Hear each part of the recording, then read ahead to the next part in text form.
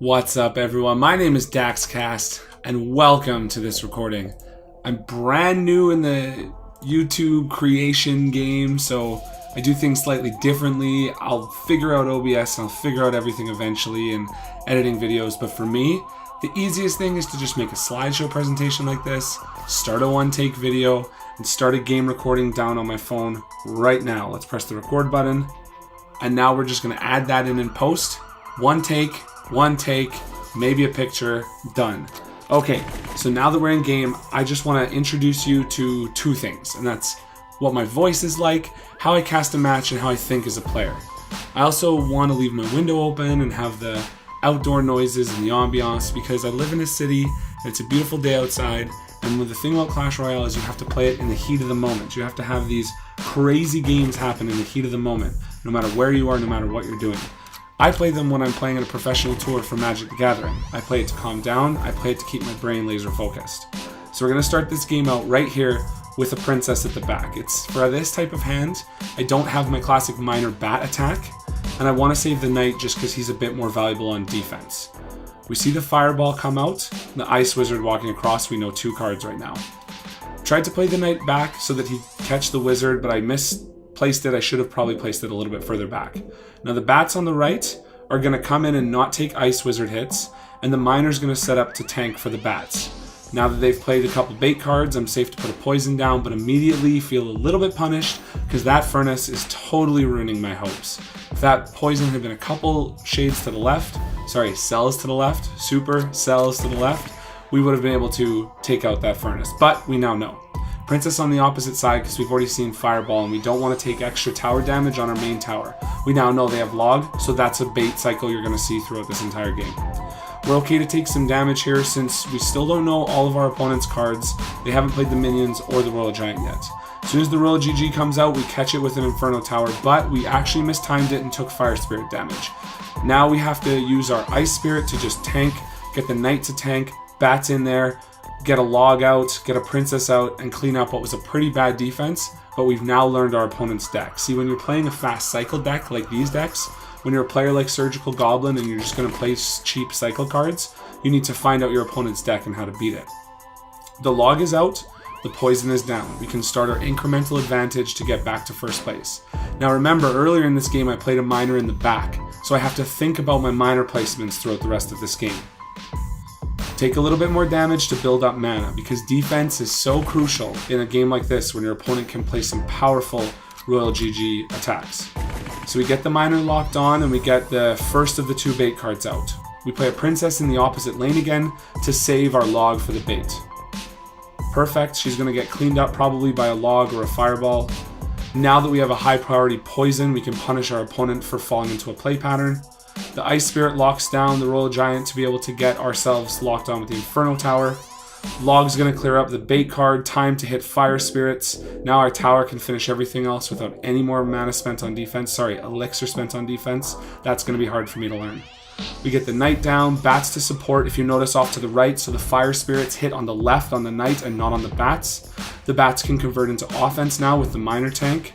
They don't actually get in and land a hit, but you can see how close that is. That's a theme of my deck, is converting bat pushes into offense. Princess is going to be able to take the bait down with a Knight distract. Bat's going to fly in on the right once again. Once we've taken these Fire Spirit damages, we're also going to freeze that Ice Wizard since we know that we will then be able to finish it with the bats. They'll only take 1 attack, which leaves my bats alive. I learned this earlier in the game. We catch a Royal Giant while we also get some poison damage on offense. Put an Ice Spirit down to just lock things up. Save that log for the left. Stay calm. We're in the overtime. We're way ahead. We've mastered our opponent on defense. We want to get a really sneaky minor poison to probably finish this game, so we're just thinking about placements. We've evaluated. Now's the attack. It's time to use a new minor placement since we've only used it twice in this game. Right up front. Don't let our opponent catch us. Miner comes in. Poison comes in. Gets extra value on the minion horde. We just have to catch a Royal Giant now. We catch the princess with the bait. The log lets us catch it. We don't even need to worry about it since we're just cycling back to our damage spell to finish GG poison. My name is DaaXCast. This is how I play. I'm learning. I'm a Magic player who's trying to master this game, and I'm trying to learn defense first. I'm gonna evolve. I've been grinding this deck for a while and not spending money.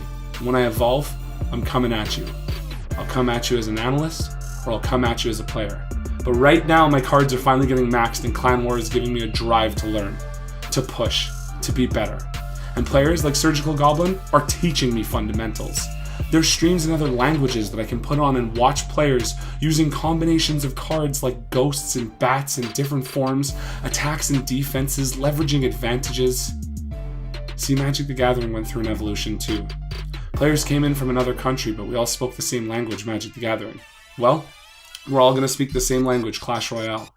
And if you're not taking a few seconds in your day to go into the TV Royale and to look at what the decks are and to try and pay attention to the metagame, try and pay attention to how decks work like a properly executed Mortar deck, and you're at the very least going up to 4 times speed to watch different ways players sequence cards, catch cards, trade damage for running advantages, misuse rage spells, defend effectively against Inferno Dragons, learn how to bait and to push through a bait, to jam area of effect damage onto a tower, start an attack in the back to turn a mana lead into a lethal attack, keep relentlessly applying counter pressure and switching lanes so that you're able to distract your opponent and maybe take their lead on the right and turn it into your lead on the left, supporting your attacks with predictive spells, coming across with setups for crucial pushes to disorient your opponent and make them maybe start to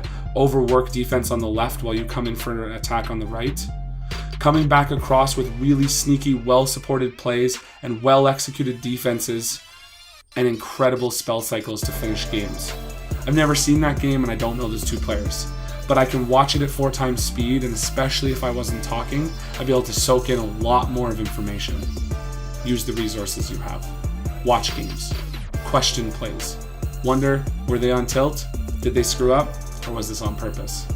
Either way, I'm DaaXCast and I'm taking Clash Royale by storm because I want to be your next professional analyst. Sent in an audition reel today. But how can I be an analyst if I'm not analyzing? I'm going to figure out this YouTube thing. It won't be as bad as these alt tabs where I have to pull my screen back and do weird ways of showing you my content. But for now, while I move, enjoy the flow.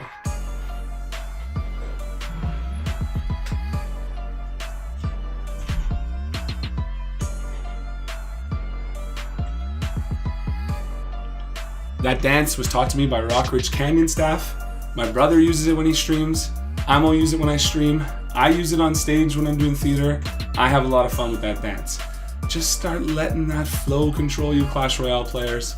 Because if you like music, if you like art, if you like theater, and if you like thinking, DaaXCast is coming at ya.